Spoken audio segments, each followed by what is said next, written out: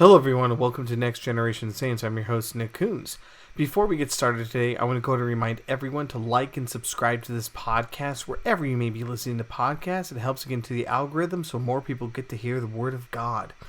So today is going to be another episode from Give Me an Answer. It is a Cliff classic. The episode is called Students Speaking of Jesus, He's Dead. You ever had those kind of conversations with people? Well, I think this would be an interesting conversation to be had, so I'm going to turn it over to Cliff, and I hope you guys enjoy the program. When I was at UCLA, there was a gentleman who was debating that the Holocaust never took place. His point was the Holocaust is a plot by Jewish people to garner Gentile sympathy. That man is out to lunch. The historical evidence is the Holocaust really did take place. The Holocaust is not a myth constructed by Jewish people to garner Gentile sympathy. If anybody were to tell me Muhammad never existed, Muhammad is an Arab myth, I would have to look them in the face and say, you, sir, ma'am, are out to lunch. The historical evidence is Muhammad was a real space-time person who really lived, fought some battles, taught, and authored the Quran. And the Quran has been carefully preserved, and we have a very accurate representation of what Muhammad wrote in the Quran. In the same way, if anybody's going to tell me, oh, Jesus never existed, Jerome made up Jesus, or the Pope in the Middle Ages made up Jesus, I have to look them in the face and say, I'm sorry, you're absolutely wrong. The historical evidence is Jesus of Nazareth was a real space-time person. He really lived a sinless life. He really died on a cross, and 3 days later, the historical evidence is he rose from the dead. That's not my opinion. That's not my belief. That is what the historical evidence points to.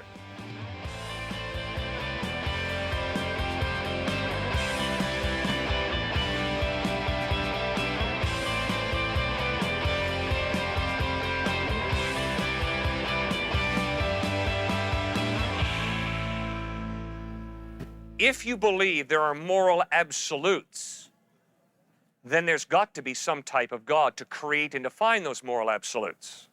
Okay.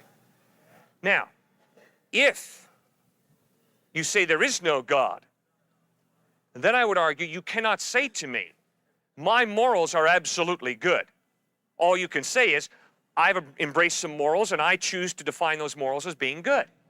That's how I live my life. I don't actively participate in any religion. I believe in a God, not necessarily the Christian God, but still, I mean, I have morals that my parents taught me and morals that I've, picked up along the way. I don't believe I need Jesus Christ or, I don't believe I need that particular set of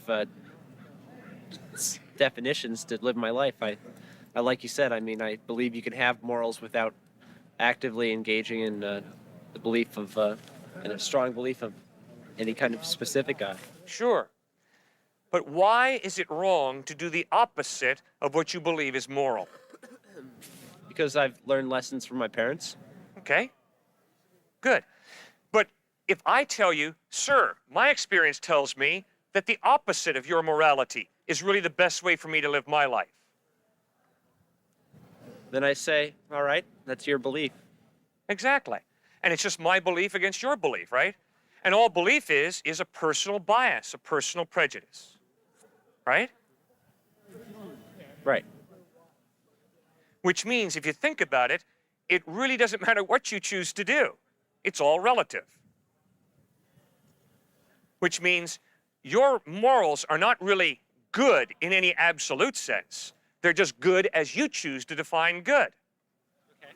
Which means if you choose to do the opposite, you're not doing something really evil.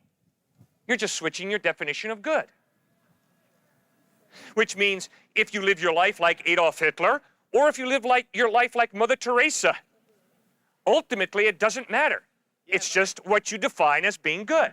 I can still go to sleep at night not believing in Jesus. Sir, you can go to sleep at night believing whatever you want to believe because you're tired and you go to sleep. All I'm saying is, I hope that you have thought through carefully the logical consequences of your worldview. And I appreciate your honesty. You say, for me, there is no God, but I have my own good morality. But I'm pressing you to realize it's not really good. It's good as you arbitrarily define it as being good, and the opposite is just as legitimate. And if morality is relative, it doesn't matter whether you slit your wrists tonight or whether you go out and feed homeless people. It's all relative. It's all a personal bias. And it doesn't matter whether you use your fine Cal Poly education to gas people in the subway to death or whether you go out and find a cure for cancer. It's just simply an arbitrary decision you make. And my point is, I don't think you do live that out. I don't think you can live that out. Instead, I think you live your life as if your good morality is really good. And that guy who's going around abducting Cal Poly women, boy, that is really evil. And I could hardly wait till we can catch that scoundrel and try him. I think that's the way you live your life. I'm comfortable with it. I think it's more than just comfort. I think you got a conscience that informs you, yeah, there's something more to good and evil than just my arbitrary personal bias. Can or Coke in another can. Are those the exact same thing? Very, very similar, yes. Coca-Cola similar, bottling but is not very, quite. very consistent in putting Coke in those cans. Very consistent, but once again, your relativism is showing up again. You could say the exact same thing about rocks, the cracks in there, the air we breathe, the hair on our heads. So why should we put more importance on one subject as opposed to another? Okay, it's real simple. There's only one way I'm going to get to know who you are, and that is if you choose to open up and tell me your name and tell me what you like and dislike and show me your character. If you don't do that, if you remain silent or if you lie to me, I'm never going to get to know you. Well, the same thing is true with God. If God exists, the only way I'm going to get to know God is if God opens up, tells me God's name, tells me what he likes and dislikes, tells me what his character's like. If God remains silent or if God lies, I'm never going to get to know God. Now, Jesus Christ made this incredible claim to be God, opening up, revealing the truth about who God is. Now, Jesus is either blowing smoke, he's either lying, or else he's speaking the truth. And I think the only way we're going to ascertain whether he's blowing smoke or speaking the truth is by checking him out, reading the Gospels. He's dead. No, man, he rose from the dead. Human beings wrote that. Jerome in the 4th century edited the Bible and cut out certain things that he didn't want in there. There are other parts and variants of the Catholic Bible and the Christian Bible where parts of the story are left out, such as Jonah. In the Catholic Bible, I believe it's in the back. It's under this hidden area. So how can you say there's this study of hermeneutics talking about human interpretation of the Bible and biblical norms? Are those ethically relative at those times or relative now? What about sexism in the Bible? Was it relative back then or now? Were they incorrect or are we incorrect now? Is it our interpretations using normal values of the 20th century applied to the Christian Bible that are different? Or are we all just screwed up? Is it just relativism? How can we trust what's written? Well, let me ask you. If I stand out here and say, I'm a follower of Christ, if I tell you I take Jesus seriously, I go up to this person, punch him in the face, knock him out, steal their money, what are you going to say to me? You believe in the writings of other people writing about Jesus. It's a second-generation copy. It's been translated and misconstrued, potentially. So I'm going to say that you don't know exactly what he said specifically. Let me phrase it another way. If I say I'm a follower of Christ, and after I finish speaking out here, I go out and womanize, what are you going to say to me? That you womanized. You're not going to use the word hypocrite? Depending on what your own interpretations of the Bible are, which varies from person to person, like you pointed out before, if you want to state that your beliefs say that it's incorrect, then yes, I would say that you are being hypocritical. You mean you're going to be confronted by a guy who gets on television, preaches about Jesus, and then goes out and womanizes and rips people's money off, and you're going to be cool on that and say, well, it's just a matter of interpretation? Sure. Oh, come on. Come on. If I say I'm a follower of Jesus Christ and Asians and African Americans are inferior to Caucasians, you're not going to use the word hypocrite to describe me? If you explain that every single one of your beliefs, and it says in the Bible, under your belief system, that it is incorrect to treat people of different races or colors incorrectly, and you believe in that, then yes, you would be a hypocrite. Sir, I like what Mark Twain said. Mark Twain said, it ain't the parts of the Bible I don't understand that disturb me. It's the parts of the Bible I do understand that disturb me. And you know very well, you don't need a PhD in hermeneutics. You don't need a PhD in New Testament studies to know that if someone claims to be a follower of Christ and they go out and womanize, they go out and rip people's money off, They go out and have racist attitudes, that they are being hypocritical, because clearly in the Gospels, Jesus says, put your faith in me and do not commit adultery, do not commit fornication, do not have a racist attitude, and don't steal people's money. Instead, respect people and love people and show it by the way you treat them. Please, come on, let's be honest with each other. It's an emotive statement that you're making right now. Emotive. It's called reality, sir. If you want to consider it that way, it's a 20th century emotivist standpoint, where you're taking basic values, adding facts to that, and coming up with your own moral conclusions. No, You sir. agree about the facts that I'm are not going talking on, about but your any basic 20th values- century phenomena. In the first century, the followers of Jesus Christ shared their bed with nobody and their money with everybody. And that was in stark contrast to the culture that they lived in, where people shared their bed with everybody and their money with nobody. And I can promise you 2,000 years later, followers of Christ who are committed to Christ share their bed with nobody except their spouse, but they share their money with everybody. They're generous. And for you to tell me that's a culturally relative bias that we've laid on Jesus Christ is totally erroneous. Read the Gospels. Jesus is brutally clear. Sexual impurity is wrong. Being generous with your money and sharing with God's unfed children is very good. We talked about the first criteria, the internal consistency. Yes. Can you explain some of the? Do you hold that the Bible as a document, you would take that document as beginning from Genesis all the way to the end of the Gospels? All the way to Revelation. So you would expect consistencies between the Old Testament and the New Testament. Yes, sir. So how do you explain certain laws that I believe even Jesus himself followed that Christians today don't follow, such as circumcision, dietary laws, and other stuff like that? You bet. When you read the book of Leviticus in the Old Testament, there are a truckload of laws in there. And the main point is God is holy, and he's calling these Jewish people to be separate from all the cultures around them and to be holy. Holy means morally pure, but it also means separate. And so he's calling a people out to be separate. And by gollies, when they followed those laws in Leviticus, they were definitely different. Separate from all the peoples around them. Then you read the Gospels in the book of Acts, and you see that Gentiles begin to put their faith in Christ. And obviously one of the disputes in the first century church was, when Gentiles put their faith in Jesus, do they have to keep kosher kitchens? Do they have to hold to all the laws that we as Jews do?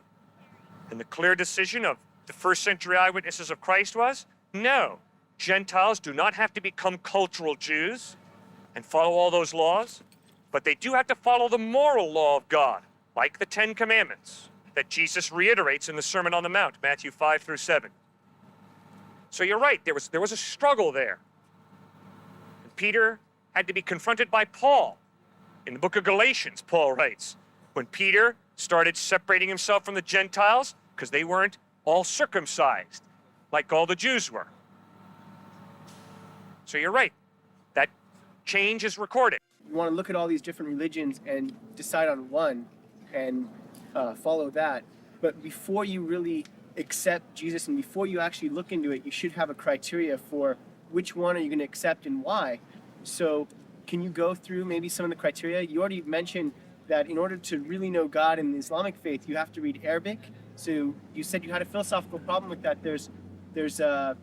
It seems like one of your criteria is ease of readability or ease of getting to know God. So I just want you to go through maybe what your criteria is before we really think about why Jesus. How does Jesus fit in that criteria? Okay, great question. My point about having a problem with having to learn Arabic in order to know God is not just out of the blue, I got a problem with that. Rather, it begins with the incredible respect that the Quran communicates for Jesus. Muhammad taught that Jesus was a prophet of God. In fact, a devout Muslim has far more respect for Jesus than the typical American. A devout Muslim believes Jesus was born of a virgin, ascended to heaven, and is coming back a second time. That's a lot more than a lot of Americans believe. So a devout Muslim has far more respect for Jesus than the typical American. But you see, my philosophical problem is this. Jesus comes and says, I'm for the world. Come to me. You don't have to learn Greek or Aramaic. Come to me. And Muslims respect him and say, that's good, that's good. But then they say the real miracle is the Quran. And in order to really understand the real miracle of God, you have to learn Arabic. Well, how can you move from Jesus, who's for the whole world, to saying, come to me, in any language? All of a sudden you move to Arabic saying, okay, you got to really learn Arabic in order to understand a miracle of God. That's the internal inconsistency. What are some of the other criteria that you have for deciding on which one is reliable? Because you said you have to have your sources being reliable. So how do you construct a criteria for that source being reliable as opposed to another? Because all of them... Good. I insist that both the Quran and the New Testament give us very accurate, historically fair presentations of both Muhammad and Jesus. What's the criteria that I personally use to determine credibility of a historical document? And not just for the Quran and the New Testament, but anything. also for the Old Testament and for Buddha and for Confucius and all that. You bet. Whenever I'm confronted by a document that claims to be historical, I'm a skeptic, but not a cynic. I don't reject history as bunk. That's why I would debate someone who says the Holocaust never took place. It's just a Jewish plot. No, we can know something historically. Now, I've got 4 tests that I use to determine historicity. If you don't like my tests, I promise I won't take it personally, but I will press you. You come up with your own tests that you use consistently. My 4 tests are internal consistency, literary style, archaeological evidence, and manuscript evidence. First one, internal consistency. I read the document. If there are major contradictions within the document, I question its reliability. But when you read Matthew, Mark, Luke, and John, you'll notice there's a tremendous internal consistency. Second test, literary style. Is the document couched in the following type of language? Once upon a time in the land of Nod, Wink and Blink and Nod took a boat ride. That's fairy tale. That's what that literary style is. The literary style of the Gospels is, at this time, in this place, with these people around, this took place. That's historical narrative. But isn't Genesis written the first way? Good. It says, in the beginning there was this, and then there was, and it doesn't really, it's very poetic. It actually repeats that God says this was good, and it's more... You are absolutely correct. Great point. Genesis chapter 1 is comprised of 8 4-line Hebrew poems. Very good. You read well. That's why I would not treat Genesis chapter 1 as historical narrative, because that's not the literary style. And you go to the Psalms, and it's all poetry, isn't it? And you go to the book of Revelation, and it's apocalyptic literature. That sure is not historical narrative. That's apocalyptic, highly symbolic literature, Revelation. But the Gospels, where we read about Jesus, are historical narrative. At this time, he did this. He said that. We saw him. But the Gospels do contain parable, allegory, simile, metaphor. When Jesus says, I am the light of the world, he's not claiming to be a 100-watt light bulb. I mean, that's not fair. You've got to allow him to use allegories, metaphor. Okay. The third one is archaeology. Are we talking about the island of Atlantis? No, we're talking about Bethlehem, Nazareth, Jerusalem, Rome. And the fourth one is manuscript evidence. How many manuscripts and how close to the date of the actual writing of the document are they? The New Testament that we have today has nothing to do with the Latin Vulgate of Jerome. The New Testament that we have today in English is based on over 5,200 Greek manuscripts or pieces of manuscript dated from the 1st through the 10th century AD, found from Rome, Italy, down around the Mediterranean to Alexandria, Egypt, all agreeing to an infinitesimal degree. There's no document from antiquity that can even approach the New Testament Gospels in manuscript evidence. That's why I accept it as historically reliable. But so do I do that with the Quran. The Quran is a very accurate presentation of what Muhammad taught. And the teachings of the Buddha have been very accurately preserved. And the Vedas and Upanishads and the Bhagavad Gita of Hinduism, very accurate. I mean, people went to painstaking ends to accurately transmit these documents. So read them. And while you read them, ask yourself, what does the evidence point to as being reliable? How do you defend an infinite amount of punishment in hell for a finite amount of crime? Okay? Hello, everyone, and welcome back to Next Generation Saints. I'm your host, Nick Coons. I hope that this ministry has really helped you out. I really hope that this episode has furthered your faith in Jesus Christ and has maybe answered a few questions for you. I always encourage you guys to go ahead and share this with other people, believers, non-believers, and I hope this equips you so that you are fully willing and able to give an answer for the reason that you believe in Jesus, and that you will always do it in a loving and respectable fashion. So with that in mind, I want to remind again, if you guys haven't already, go ahead and like and subscribe to this podcast wherever you may be listening to this. It helps to get into the algorithm so more people get to hear the Word of God. So until next time we meet again, may God richly bless y'all, my dearly beloved.